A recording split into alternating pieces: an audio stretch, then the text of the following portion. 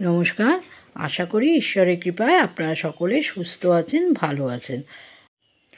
আমরা এসেছি বেলগাছিয়া ভেটেরিনারি ক্লিনিকে।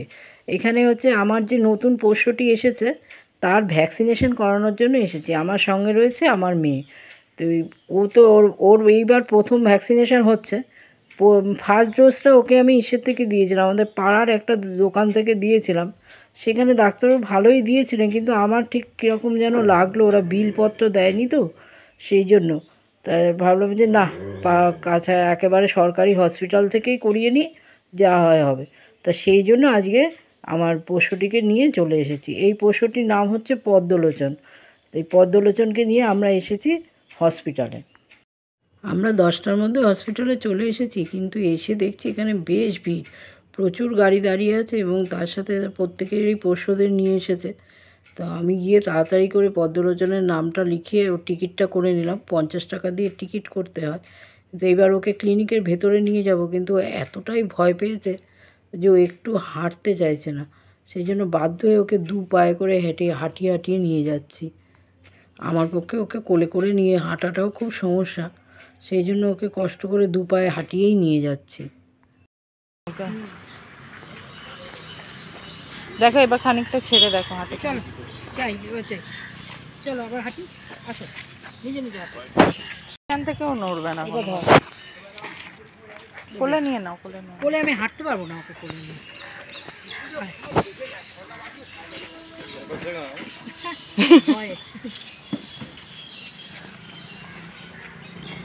ডাক্তারবাবু দেখবে।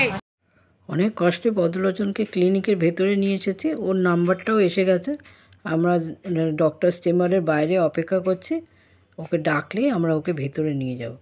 ডক্টর চেম্বারের ভেতরে নিয়ে গিয়ে ওর ওয়েট চেক হবে, ওর বডি টেম্পারেচার চেক হবে, চেক হয়ে ওকে ভ্যাকসিনটা লিখে দিলে, ভ্যাকসিনের ভেতরেই কিনতে পাওয়া যায়, এখান থেকে কিনে দিলে এখানকার লোকেরাই ভ্যাকসিনটা পুশ করে দেবে।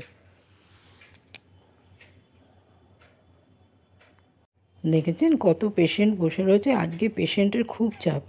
যাই হোক, পদ্মলোচনের ভ্যাকসিন হয়ে গেছে, ও শারীরিকভাবে সুস্থ আছে, ও ওয়েটও ঠিক আছে, ও টেম্পারেচারও ঠিক আছে, যার জন্য ভ্যাকসিনটা হয়ে গেল। তো ওকে এবার আর হাঁটিয়ে নিয়ে যাওয়া হচ্ছে না, আমার মেয়ে ওকে কোলে তুলে নিয়েছে। এবার আমরা পদ্মলোচনকে নিয়ে বাড়ি চলে যাব।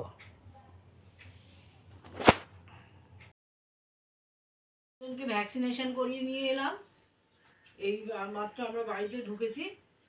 পদ্মলোচন তো সাংঘাতিক ভয় পেয়ে গিয়েছিল, ওখানে গিয়ে হাঁটাচলা করতে ওর ইচ্ছা করছিল না, বাড়িতে এসে লাফালাফি দাপাদাপি করছে। এই যে পদ্মলোচনের ভ্যাকসিনেশন কার্ড, আমি প্রথমে ওকে ভ্যাকসিন করেছিলাম আমাদের লোকাল একজন ডাক্তারের কাছ থেকে। তো তিনি ভ্যাকসিন করে দিয়েছিলেন, কিন্তু তারা ঠিকমতো বিলপত্র দেয়নি। আমার একটু কীরকম সন্দেহ হলো। তারপরে ওর যে বুস্টার ডোজটা, সেই বুস্টার ডোজটার জন্য আমি বেলগাছিয়া হসপিটালে নিয়ে গেছিলাম। এবার থেকে ওকে বেলগাছিয়া হসপিটালেই ভ্যাকসিনেশন করানো হবে। তো এই যে পদ্মলোচনের ভ্যাকসিনেশন কার্ড, ওকে ভ্যাকসিন করা হয়েছে। আবার নেক্সট ভ্যাকসিনের ডেট হচ্ছে ওর 7/12/2024। আর এইটা যেটা ভ্যাকসিন ওকে করানো হলো, সেটা হলো 7খানা রোগ থেকে ও প্রোটেক্টিভ থাকবে। সেই ইয়েটা হচ্ছে, ভ্যাকসিনটার নাম হচ্ছে DHPPIL। তো এই হলো পদ্মলোচনের। পদ্মলোচন আমাদের বাড়িতে অ্যাকচুয়ালি আমরা তো নিয়ে আসিনি, ও চলে এসেছিল।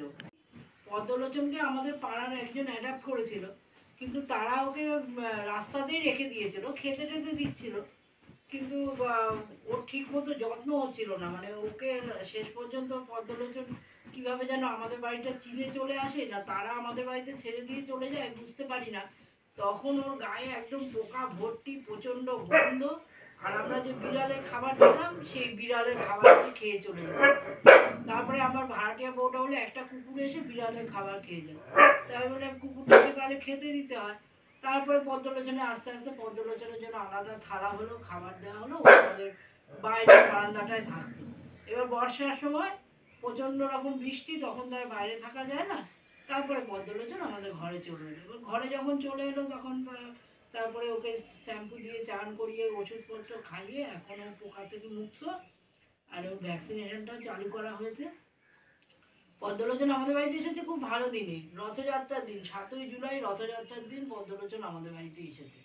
তা সেটাই পদ্মলোচনের আমাদের বাড়িতে আসার দিন। এইভাবে এখন আমাদের পদ্মলোচনকে নিয়ে নতুনভাবে আমরা আবার শুরু করলাম। ওর আর নেক্সট ভ্যাকসিনেশন ডেটটা হচ্ছে ওর 7/12/2024। আপনারা সবাই পদ্মলোচনের জন্য শুভেচ্ছা রাখবেন। ও যেন সুস্থ থাকে, ভালো থাকে, আর আমরা অনেক দিন পদ্মলোচনের সাথে যেন একসাথে কাটাতে পারি। নমস্কার। আজকের ভিডিওটা আমি এখানেই শেষ করছি। আপনারা সকলে সুস্থ থাকবেন, ভালো থাকবেন, আনন্দে থাকবেন। আর ভিডিওটা যদি ভালো লাগে একটি লাইক, কমেন্ট ও শেয়ার করে দেবেন। নমস্কার।